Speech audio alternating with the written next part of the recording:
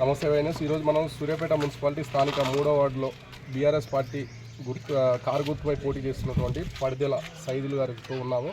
అయితే ఈ వార్డులో ఉన్నటువంటి సమస్యలపై తను ఒక విద్యావేత్తగా బీకామ్ సిఏ చదివిన వ్యక్తిగా ఈ వార్డులో ఉన్నటువంటి సమస్యలపై చాలా గొప్ప అవగాహన ఉంది.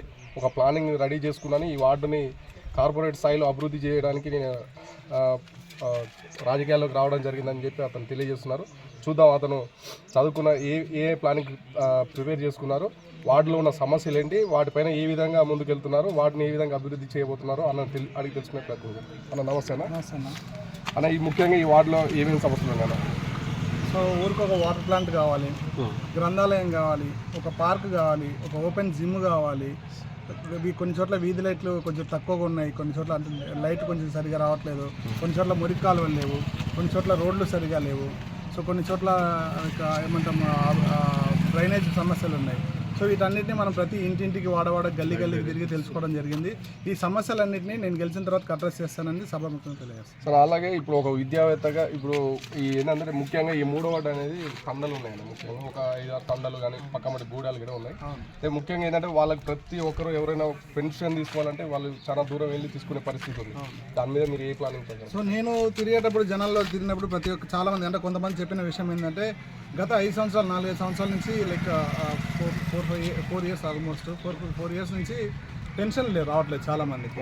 అండ్ ప్రభుత్వానికి నేను కూడా ముందు నుంచి నా మైండ్లో ఉన్న సమస్య ఏంటంటే కొంతమంది వితంతులు కాగానే వాళ్ళకి పెన్షన్ రాదు. చాలామందికి ఏజ్ అటెండ్ కాగానే అంటే ఏదో ఎలిజిబిలిటీ ఏజ్ అటెండ్ కాగానే వాళ్ళకి పెన్షన్ రావట్లేదు. దీనికి కారణం ఏంటంటే ప్రభుత్వాల నిర్లక్ష్య వైఖరి. ప్రభుత్వాల నిర్లక్ష్య వైఖరి ఏం చేస్తున్నారంటే ఒక వితంతులు కాగానే సరే సంవత్సరానికి ఎంతమంది వితంతులు అవుతారండి? చాలా తక్కువ మెంబర్స్ అవుతారు. సో అట్లాంటి వాళ్ళకి ఇమీడియట్గా ఆఫీస్కి వెళ్ళగానే పెన్షన్ వచ్చే విధానం కావాలని దానికోసం ఫ్యూచర్లో నేను కొట్లాడతానని చెప్తున్నాను. సరే ప్రభుత్వాలు ఏంటంటే ఒక విండో సిస్టమ్ పెట్టాలి. విండో సిస్టమ్ ఓపెన్ అయితేనే అప్లై చేసుకోవడానికి ఉంటుంది. నా కోరికైనా నా మనవి ఏంటి అంటే విండో సిస్టమ్ కాదు, ఈ పెన్షన్ నిరంతర ప్రక్రియలాగా ఉండాలి. ఎప్పుడైతే ఎవరికైతే ఆ ఎలిజిబిలిటీ ఏజ్ అటైన్ అయిందో లేదంటే ఆ వితంతులు అయ్యారో ఆ ఎలిజిబిలిటీ క్రైటీరియా మీట్ అవుతున్నారో ఆ క్రైటీరియా మీట్ అయిన టైంకి వాళ్ళకు ప్రాసెస్గా స్మూత్గా పెన్షన్లు ఖరారు చేయాలని చెప్పేసి నేను కొట్లాడడానికి నేను రెడీగా ఉన్నాను. అండ్ ఇప్పుడు ఆల్రెడీ నేను చాలా మందితో దగ్గరికి వెళ్ళాను. నాకు పెన్షన్ లేదు అంటున్నారు. మనం గెలిచిన తర్వాత ఎవరెవరికైతే పెన్షన్ లేదో వాళ్ళందరి దగ్గరికి వెళ్ళి అప్లికేషన్ తీసుకొని ఎలా ప్రాసెస్ చేయాలనే దాని గురించి ఖచ్చితంగా మాట్లాడి వాళ్ళకి పెన్షన్లు ఇప్పించే బాధ్యత నేను తీసుకుంటాను. అదే పెన్షన్ల మీద ఇది కొత్త పెన్షన్లు పెట్టించడం కానీ వితంతుల మీద పెన్షన్లు ఇవ్వడానికి మీరు చేసిన కృషి బాగానే ఉంది, చేస్తామనడం. కానీ ఏంటంటే ఈ తండాలు కదా, ముఖ్యంగా ఈ తండాల నుంచి కానీ గూడల నుంచి కానీ పెన్షన్ తీసుకోవాలంటే ఈ ఊరికి ఇక్కడికి వచ్చి తీసుకునే పరిస్థితి ఉంది. అక్కడికి ఏమన్నా దాని మీద దాని గురించి నా దగ్గర ఒక అవగాహన ఉంది. ఏంటి అంటే ఎవరైతే ఆఫీసర్ ఉన్నాడో కన్సర్న్ ఆఫీసర్ ఉన్నాడో ఆ ఆఫీసర్కి మేము క్లియర్గా ఇన్స్ట్రక్షన్స్ తెప్పిస్తాము. ఏంటి అంటే చాలా చోట్ల కొన్ని ప్లేసెస్లో ప్రజల దగ్గరికి వెళ్ళి జనాల దగ్గరికి వెళ్ళి పెన్షన్లు ఇచ్చే ప్రక్రియ ఉంది.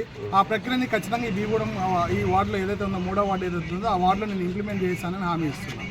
ఇది చూసారు కదా, ఇక్కడ ఉన్న సమస్యలను క్షేత్రస్థాయిలో నోట్ చేసుకొని ఇక్కడ ఉన్న సమస్యల పైన పక్కా ప్లానింగ్ తోటి ముందుకెళ్ళి ఇక్కడ ఎలాంటి సమస్య లేకుండా ముందుకెళ్తామని చెప్పేసి బీఆర్ఎస్ అభ్యర్థి తెలియజేయడం జరిగింది. ఒకసారి అవకాశం ఇవ్వండి, ఒక విద్యావేత్తగా నేను ఈ వార్డును అభివృద్ధి చేస్తాను.